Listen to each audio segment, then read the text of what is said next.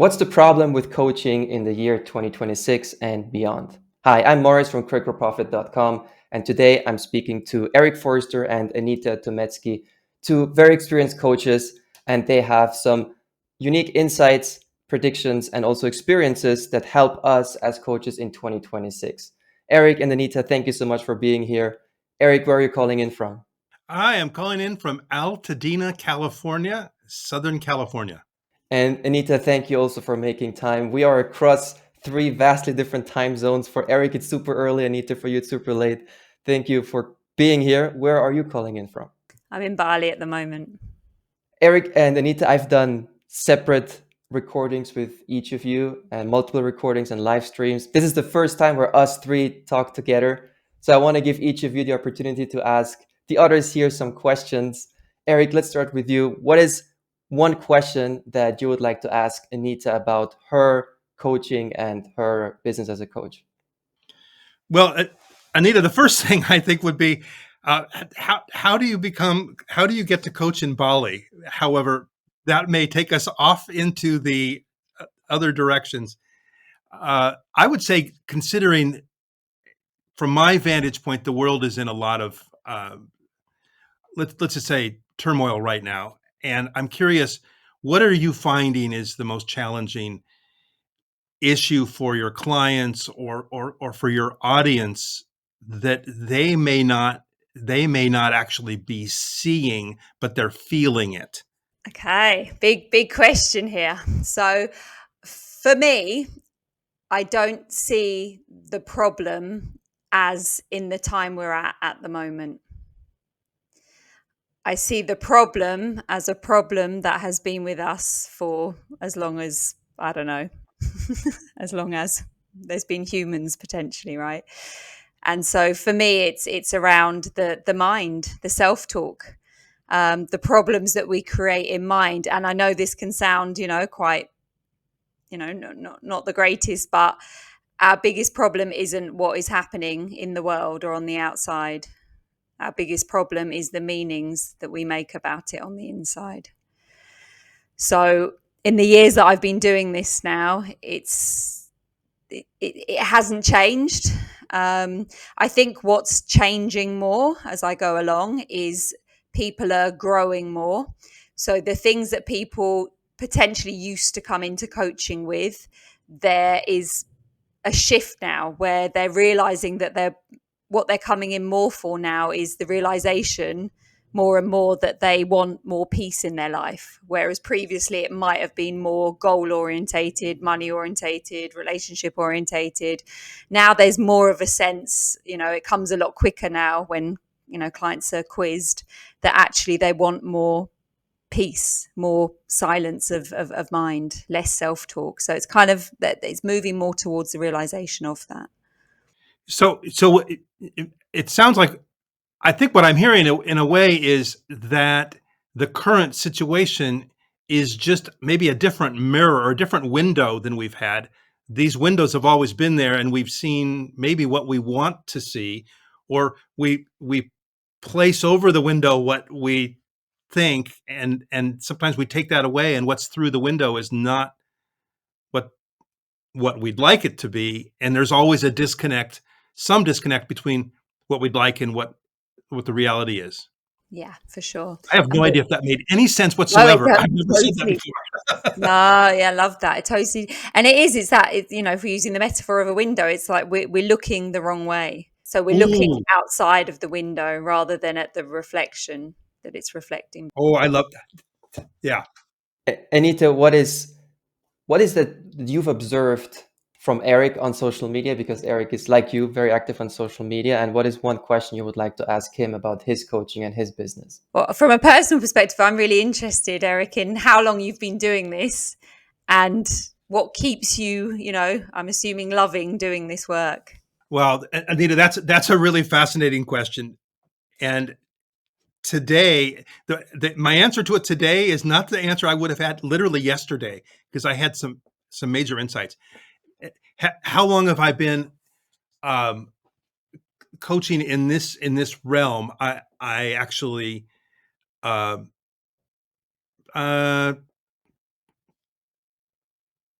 10 years. However, before that, I taught, I was in the world of music and professional music and classical percussion. And I taught classical percussion to aspiring professional musicians for close to 40 years. So, and it took a coach to tell me when I retired and didn't, was kind of at loose ends. I had a coach point out to me, gosh, Erik, it seems like coaching might be something you'd be good at. And I go, oh, no, no. He goes, well, what have you been doing for the last 40 years?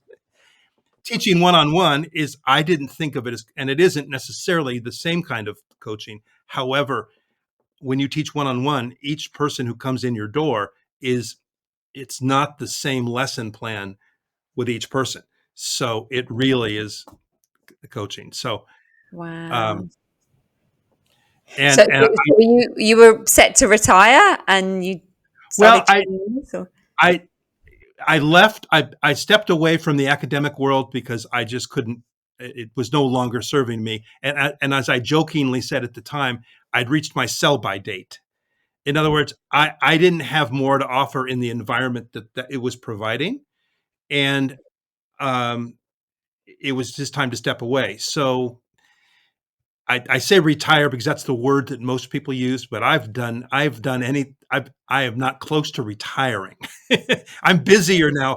I'm about the same level of busyness, but everything I'm doing is feeding me in a way that the other world stopped. Now, before we talk into the problem with coaching and what's happening in the coaching space in 2026, I mean, it already started this year, especially with a lot of influences from AI and how a lot of new coaching programs are positioned differently. But before we talk about that, I would love to hear from each of you how you would summarize your coaching so we can all get an idea of what it is that you do for your clients and how you approach coaching. So, Anita, how would you summarize or describe the coaching that you do? So I call myself a human behavior expert. And what I do is I work with people to help to facilitate change in their inner world, basically. So when people ask, what's your niche? I always say my niche is anyone that has a voice in their head that talks to itself all day and wants to understand that voice better, and how that voice translates into feelings and emotions, and sensations in the body.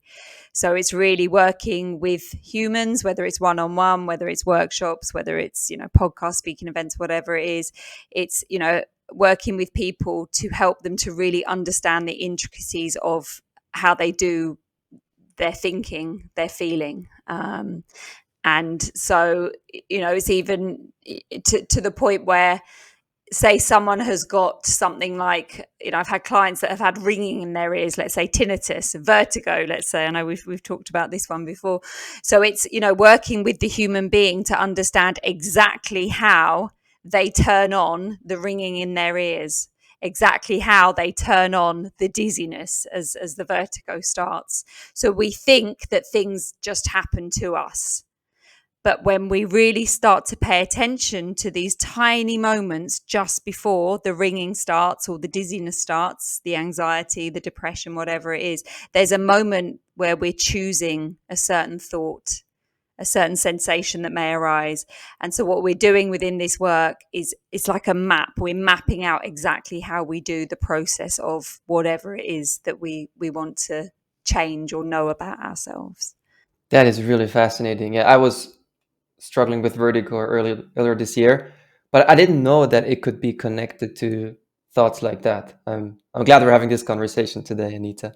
And Erik, what about you? How would you describe your coaching? Really simply, I called myself, when I first started, a client actually gave me this moniker of next step strategist.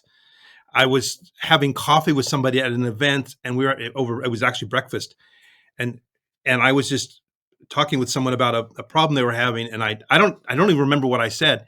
She said, Erik, she goes, you're like a next step strategist. And I love that, because most people, when you say coach, they think life coach, and that's not what I do. So, but to be more to be more up to date, literally this, uh, this came yesterday. I basically help people who are stuck get moving, whether they're stuck by burnout or downsizing or retirement or stalled or stagnant, whichever. The next step piece is I help people get moving. And I look at my coaching as not necessarily being long term. It's getting them moving. And just yesterday it came to me that maybe I'm a momentum coach. A momentum coach. In other words, the transformation is one step is good. I mean, you have to have one step. Momentum doesn't happen probably with one step. I don't know what number it is. It's maybe 3 or 5. It depends on the person. But my goal with folks is to get them moving and using their experience, their strengths, what they already have. In other words, very similar to Anita, I think where you are is what's already there, because so many of us are blind to it. It's like a blind spot sometimes. Is it like the trap of thinking the grass is greener on the other side? Is that what you're describing? Well, in many cases, people think that, and they think I can't possibly get to that grass. They're like going, oh wow, that grass is beyond 4 walls, and I don't have the. I mean, especially people later in life who've been in a particular career, let's say for 40 years. I mean, and it could have been me. It was not me, but I hit some walls when I quote unquote retired. So one thing that inspired our conversation was Anita posting a video on Instagram talking about the dangers of talking through problems with LLMs like ChatGPT, Gemini, Claude. And of course, they're improving, they're evolving. But fundamentally, one huge issue is that LLMs don't push back. They're built, they're programmed to please and agree. And that feels good, especially when we're going through a tough time, or when we're suffering, or when we're looking for empathy, then it feels good. However, the statement is that to grow, we need to be challenged. To grow, we need some pushback, and these AI tools don't provide that. Anita, did I summarize that statement correctly, or do Yes, you you want to? did. But I've had a lot of people now tell me that that's either that's changed or that was never true. It just depends what you input it with. So I'm hearing now more and more that there is a lot of challenge if you want to prompt it in that way. But what I guess what I'm still seeing, it's so hard to comment on it, because it's the same now as going, as we're using the AI, we can get it to do whatever we want it to do. If we want to be challenged, we can ask it to challenge us. If we don't, then it doesn't. And then when we look at human beings as well, I guess you might go to a coach that challenges you, and then you might choose to go to one that doesn't challenge you. So I think, again, Exactly, like talking to a friend who should tell you have bad breath, but they don't, because they Yeah. don't want to they don't want to hurt your feelings, right? Yeah, go on. But I mean, fundamentally, the problem is the same, right? The resistance to pushback, the resistance to being challenged, especially when we're going through a tough time, and it's just now surfaced much more clearly through the extensive use of AI. Erik, what are your thoughts on this statement? I'm going to go. Well, I'm not sure which order I'm going in here, but early on, before I moved into the obstacles equal opportunity moniker, I was using the phrase blocks in the road. The blocks in our road are benefits for us, and those blocks are challenges. And without challenges, we usually don't grow. I mean, I'll speak for myself. Without the things that didn't work well in my career and life, I would still be doing other things, which might be fine, but they're not what I'm doing. And so I am all about, let's find the challenges. Let's find the obstacles. Those obstacles are really going to be useful. And I like you, Anita, was thinking, yeah, if the AI, if the large language models are pretty much going to feed back what seems like what we want, that's not going to do it. And at the same time, if the pendulum goes all the way to the other one, where all it gives us is challenge, that's also not real either, because then it's like, okay, how do I know if I'm growing or not? How do I know if I'm moving, if the needle's moving or whatever? So the challenge that I have with the large language model giving me or people in general, I'm gonna say advice. I'm not gonna say coaching, but because I think coaching really is too I'm old school, maybe two humans, maybe still I'm there. But here's the piece that troubles me is how does one find or identify one's identity through a large language model that's bringing in everything from everywhere all the time? I don't see how you can focus that lens. Maybe it's possible, and maybe there's a way to do it. That's the first piece, though, is because people that I'm working with, their identities have been challenged. When you get stuck or stalled at later in life and you've been successful for all your life, it can hit you hard in the ego area, in the identity area. Yeah. And I think, well, something you said there is, when it's pulling it from so many different sources, I agree with that, Eric. It's like, I remember I had one or two clients come in and to a coaching session, and they brought me a load of stuff that they'd got about themselves, let's say. And I literally sat there and I remember being in the session just going, I mean, I can just try and mismatch it and try and find something new to compete with it on, or I can ask them what they want to take from it, because there was so much information there. And I think this is where it can get complicated. So two different coaches are going to have two different perspectives on a client, right? And it actually, in the sense, it doesn't matter. If you are getting value from your one coach, then stick with that and get what you get. Once you start bringing in other coaches, clients get confused because you're getting, no one's actually really right about you. We're just coming with our own perspectives. But as long as that's helping the client and they're growing from it, that's fine. But once you start bringing in, as you said, all of these different bits of information, it's literally like, well, which one's true? Which one do I believe? And it's like, if you stick to one thing and that's kind of working, it's less confusing. And a lot of people come into coaching because they are so externally referent, we call it. They believe, what someone else is going to say about them, or they're going to believe AI potentially more than they're going to have trust within themselves. That's the point of coming into coaching, to potentially learn to trust self more. And when you've got all of this information, you haven't quite got that trust for yourself, it can get quite confusing. So that's kind of what I've seen a couple of times with people going, wow, there's a lot. What are they going to choose? What are they going to pick from all this stuff that they're getting from the AI? So You know what, Anita, thank you. That just triggered something. You had asked about my background. Teaching percussion at the professional level, I would have students come from different countries and different teachers and have a particular way of doing something. And I would maybe be showing them a different way. And maybe they'd also studied with other people, and they'd say, well, which way do I do it, Mr. Forrester? And I'd say, well, the point of having a variety of possibilities is that you are going to find the way that's right for you, that may take one piece here, one piece there. But the final goal is you have to be able to do this. And I can't tell you what is I can tell you my way, but that might not be your way.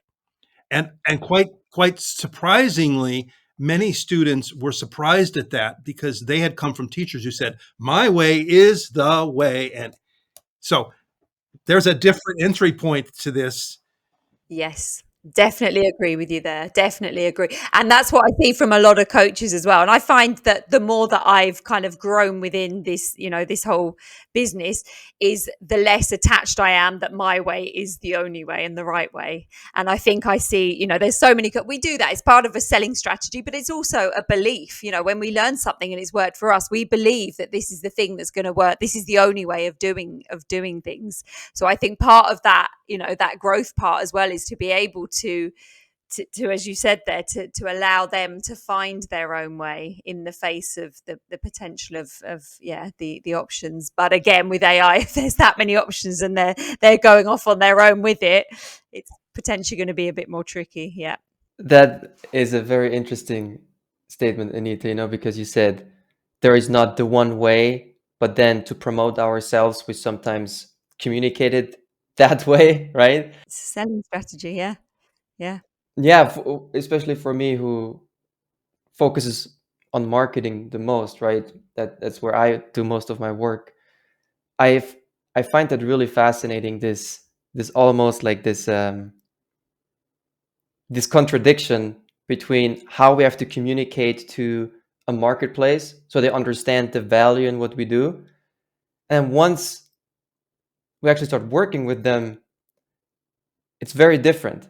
And I think it is that thing. It's because of the level of, and this is not to be judgmental, but it's because of the level of psychological development consciousness that we're at as a collective. We need to be, sold things. We need to be manipulated into these sort of strategies. This is why they work so well. And it's going back to that thing, because most of us are more externally referent. We are listening and we're getting brainwashed by the TV, all the rest of it. That's what we and there's fewer people that are more internal, more trusting, so we believe what we're being sold. So the strategies of telling you that this is the best way is because you're going to believe it, because you haven't quite got that trust within yourself. And this is the sad state of us at this current But that is such a good point. What I'm trying to say is that the marketing message attracts different types of clients.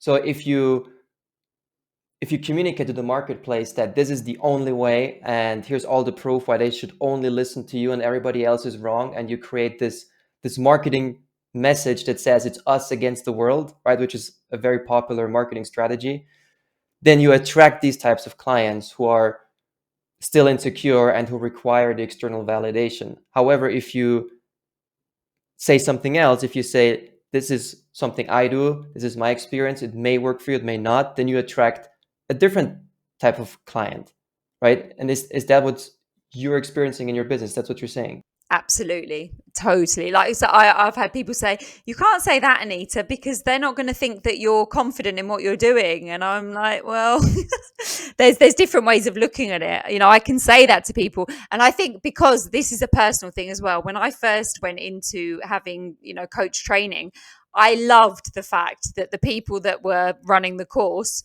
they met me, I asked them some questions and they went, if you want to do it, come and do it. If you don't, it doesn't matter. And I just loved that. I loved that they weren't pushy. They weren't trying to sell anything to me.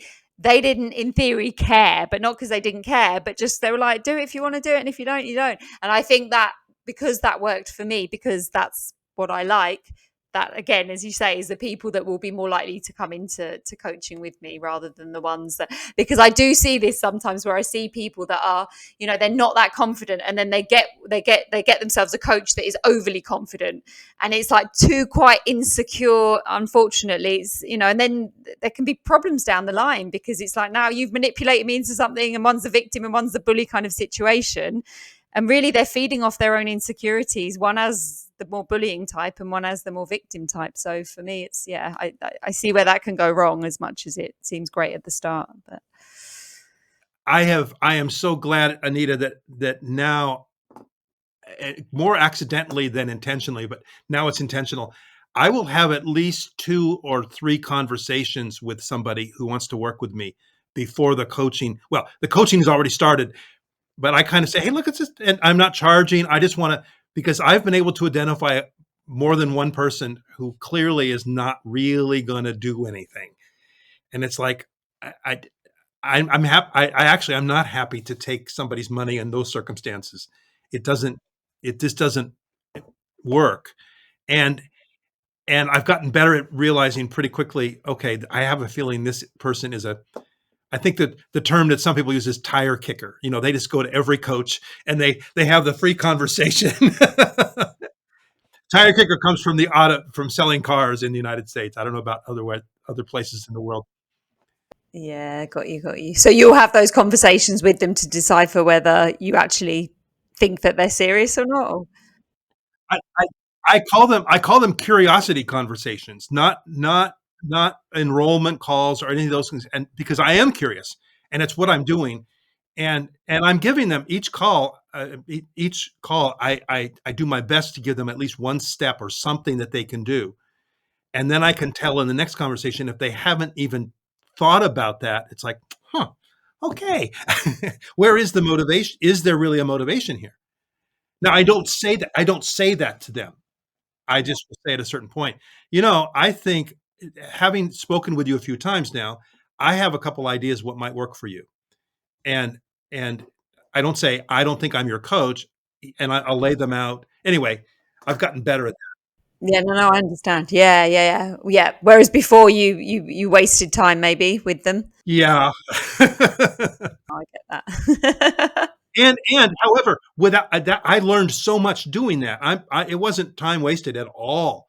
So, Erik, how can people book one of these free curiosity calls with you? Oh, excellent. Um, well, as my website is being, what should we say, refocused. There'll be a place there, erikforrester.com. More simply, the best way right now is to email me at erikforrestercoaching@gmail.com, and I will send them my Calendly link. And also in my social media posting and on my social media site is my Calendly. What do you call it? Access. I'm asking this. I'm asking these questions because, especially for coaching in 2026 and beyond, it's interesting that you both don't use pushy, FOMO-based, overly confident marketing messages, and you both offer free consultations, free curiosity calls, free coaching calls, right? Anita, you do the same thing. Yeah, absolutely. Yeah. And where can people check out your free coaching sessions? So if you contact me via Facebook, Instagram, LinkedIn, DM me, let me know and we can have a conversation and get something booked in. So find me there. And what is it that you do in these free coaching sessions? We heard from Erik. He wants to find out if they're gonna do the things that they're gonna work through, basically. What is it that you do in So really in those conversations, it's seeing whether there's a fit. So kind of the same thing, I guess. I personally haven't had anyone, I don't think, in a first conversation where I've not, carried on seeing them or not wanted to work with them. But yeah, so what we do is we have a conversation and we see, and it's very much, I'm very clear within my first conversation that this work isn't for the faint-hearted. It's confrontational. It's pointing out our programs, our blind spots. It's, really, it's an interesting one. Because I guess when I do it, I don't realize it's kind of just comes out, whatever comes out my mouth, and it's received differently by different people. So I always set that frame that this is confronting, but that it's done in service of the client. And I always like to say everything's welcome within this. You can tell me to fuck off if you don't like something. You can literally, cry, whatever. It's, very important that, the client knows that anything goes, because ultimately it's not personal. So if anything, I've never turned anyone away, but that's part of me wanting to be the understanding person of humans. Some people haven't gone ahead or have walked away, or it's not been for them, whether they've been confronted, whether it's financial or whatever. But there's something so far within me that I've never, people talk about sacking their clients or whatever. That's never been anything that I have done to date. And I always have this thing where I would rather they leave than me leave them, because I want to, I want to think that I can understand humans, and however difficult conversations get, for me, there's something within that of, if I'm triggered and I'm wanting them to go away, there's a potential that I'm now taking this personally. So there's never been a point that I've got to, there's been points where I do, occasionally there will be something that triggers within me. But if I can see that there's a trigger within me, I know that there's something there to resolve, and it's not about them. There's something playing out for me. And if there was ever a time where I could see that actually I was very calm and I could just see that this wasn't to carry on, then I might stop something then. But I've never had that thing where I've ever, thought, I'm not going to see them again, to the point where there's been a couple of people where I have, probably a bit like with Erik, where I've kind of thought, I'm not really sure, whether how this is going to go for them, but I've just waited for them and they leave quite quickly. They don't hang around too long. And I always say to them, you are more than welcome at any time to give me a call, to come back, and and whatever. So yeah, that's so far been my experience. It's partly my personality type as well, the loyalist on the Enneagram. If anyone knows about the Enneagram, there's a not liking to there's more of a liking to stay loyal and for the person not to leave. But there is also this thing where I know if there was something really bad going on, then I wouldn't keep anyone. But I've never had anyone in all of these years yet that has been a problem enough to sack the client, let's say. And also one crucial detail is that they're paying clients, meaning you're not helping them for free. There's one or two where I have. And I've literally, there's been a few where I've just gone, I'm going to let them just have this because I enjoy it. And there's something there. And even though they can be difficult, I will keep working with them because I'm learning I'm learning about myself in the face of the triggers and I can see that, as you said, Erik, there they may have been and seen a few, they're going around and they're seeing a few people, but there's always a bit of that challenger in me that wants to be the one. It's like, can I be the one?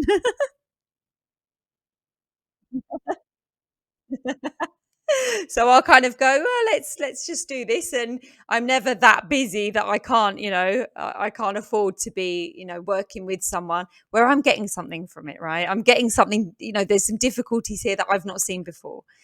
This is, for me, the more difficult a person is, the more I get to learn about human beings. So it's like, give me the most difficult ones and let's see what we can do with this, what we can do, with each other. And it might be that they have a lot of difficulties with other people in their lives and a lot of problems with humans in general. So again, it's like going, there's a human being in here somewhere. And it's like wanting to get to the core of what's happening for them.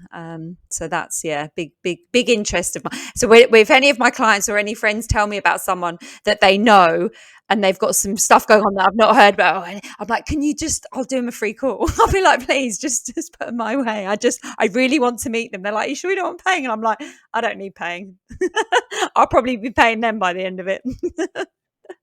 We could have a scale of how messed up Exactly. are you, and if you're above Yeah. 90, then call Anita or call Erik, because I'm just exactly the same. Well, one of my I want to say hobby, but it's actually something I do every day, is I like really challenging puzzles, and I mean logic puzzles and super hard Sudoku and all those different things, and I love that. And so when I get or a challenge from somebody or a problem, I mean, I love that. It's when it, yeah, that's all I'm going to say. Do you guys think that with all the noise around coaching, right? So we had the introduction of AI and people preferring to talk with ChatGPT or Gemini or Claude before talking to a human. And now the next step is there's a lot of noise around online courses being replaced as well by AI. Do you guys think that for 2026 you need to change how you market yourself or how you position yourself as a coach? Wow, Morris, in all honesty, I haven't thought about that so much. You go, Erik. Okay, thanks, Anita. I'll go. And I'm going to say no, because where I want to step in, it's not where I want to step in. Where my client may need someone or something to step in is a specific place where they're stuck. Now, some people, the first thing that I often do, or I need to do in my coaching, is find out where they're stuck. Somebody who says, I'm stuck, that's great. Are you, is it glue? Is it tape? Is it an obstacle? That's why I have the various places, because if it's their experience, right, I have to narrow it down. And quite honestly, sometimes in just that conversation where I point out, hey, let's get more clear about the that almost sounded, the sticking place, they immediately go, oh, I don't have to fix everything. I just, so, and they may be able to do that with one of the AI tools. They may. I don't know if the next steps that I can help somebody identify that will keep them moving into momentum. However, I don't know. I think that I'm going to stick to the sticking place because I'm really good at helping people find that. How's that, Anita? I, I'll I toss. did. I'll lob the ball over to you. I didn't even realize 2026 was coming. I was like, oh my God, where are we now? Today's Thursday. Yeah. I'm still worried about Thursday. It's 4:00 in the morning here. So I mean, it is a provocative question, right? And I think it's especially a question important to people who are thinking about becoming a coach, or who want to be a coach or just got certified and now they're questioning themselves, should they really commit to this or should they do something else? That's why I'm interested to hear from you guys, if you feel that same pressure already, having coached people and being further along the way. Mm. At the moment, no, I don't. I haven't, had any experiences yet of it being a threat. It's hard to say, right? I don't know. It's so hard to know what's going to happen. I guess there's this wondering as well. We're kind of predicting where this is all going to go, but then there's also the potential of, is there going to be a backlash to all of this? I don't know. I was watching something the other day. I can't remember. I think I might have done a post about it, but oh no, it was on an interview actually, and it was all around about how this AI was blackmailing. It was starting to blackmail people. AIs, and they did this particular one that was blackmailing. They did this whole investigation on this thing. And because they were trying to work out whether it had been prompted to blackmail or whether it had just itself already worked out that it was blackmail. And I think the findings were that it hadn't been prompted by a human being to blackmail. It had gone through the emails or the availability it had to the emails of this CEO or whoever he was. It had found out that this person was having an affair. And when it heard that it was going to be wiped out, so the AI found out that it was going to be wiped at a certain time. It was going to be killed or whatever. And so then it went into blackmailing this person, that it was going to reveal to everyone that this guy was having an affair in order to protect itself from getting shut down. Sorry, shut down. That was it.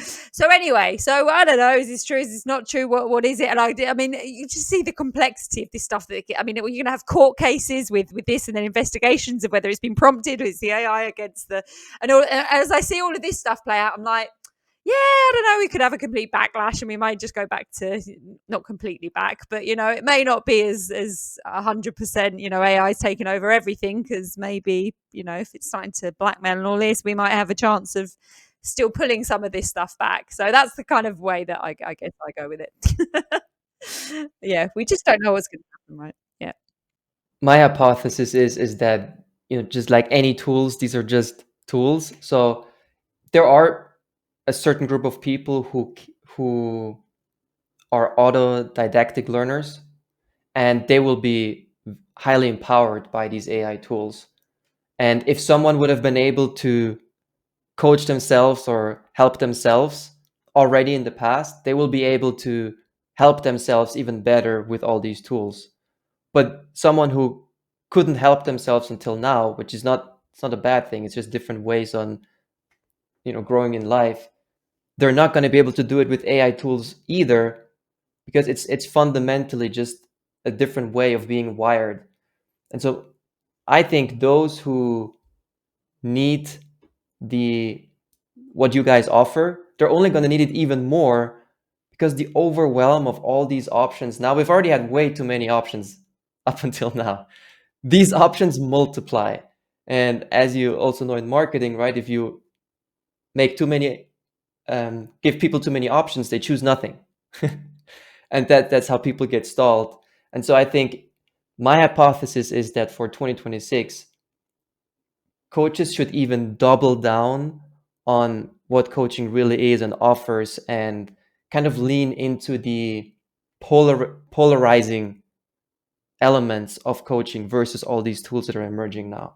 Yeah, I love that. Yeah, absolutely love that. I'm with you on that.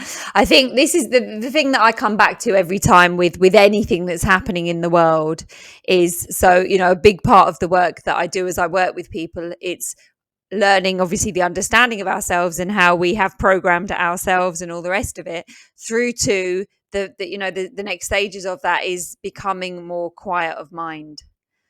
So the more that I was even, talking to one of my clients, someone earlier on today, a couple of people, we keep having these conversations about what is the one thing that whatever happens, in life to us, whatever changes are made on the external, the thing that we have got is the ability to breathe, to tap into the breath, to be silent of mind, to be present and beyond, that.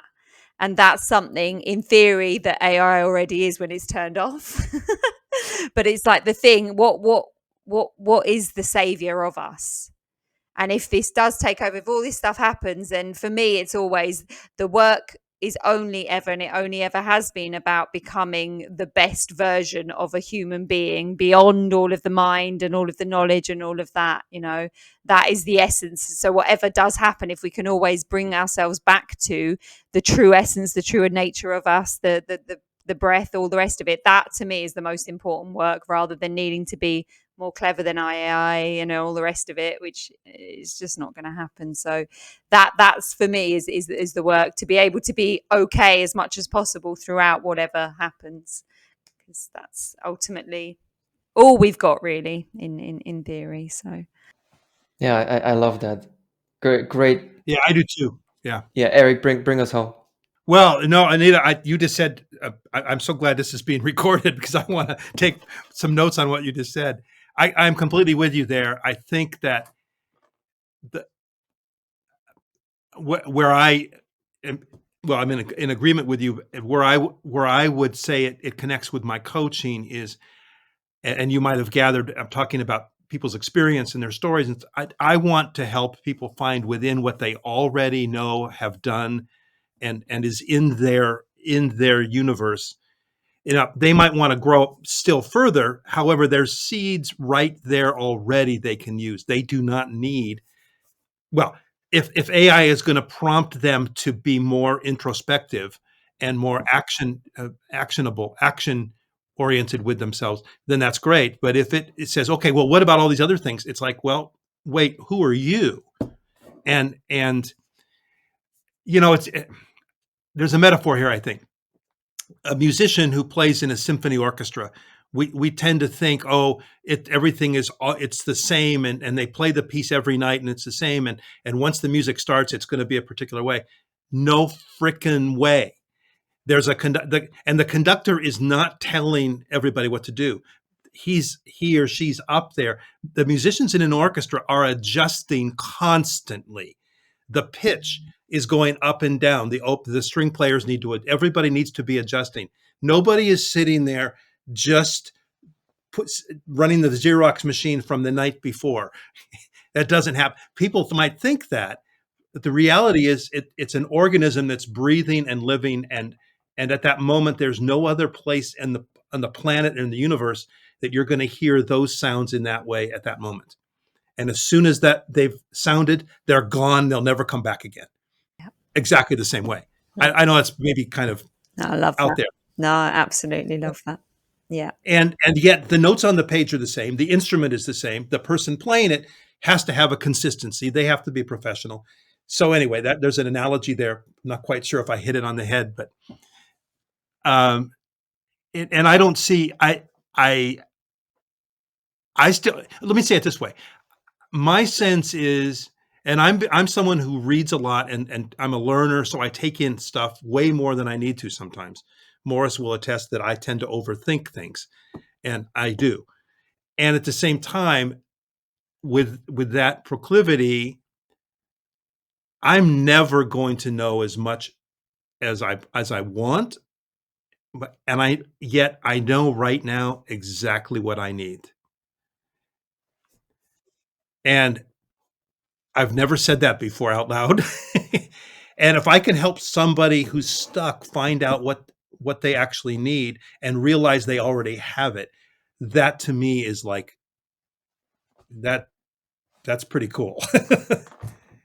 I appreciate you both so much joining in this conversation today. And I also just love talking to you guys outside of these recordings, of course. And for anyone who's, there's so much more to unpack here. For anyone who wants to continue the conversation with either of you, Erik, you have a weekly workshop that you host for free. That's on your website, erikforster.com. People can contact you directly on Facebook. And Anita, you're always out there helping people if they reach out to you directly through social media, right? Instagram, Facebook, LinkedIn. So I will make sure all these links are below this episode. And yeah, I hope there might even be a part two. Thank you so much, Erik. Thank you so much, Anita, for recording today. Thank you. Thank you so much. Great to see you both. Thank you. Likewise. Amazing. Thank you.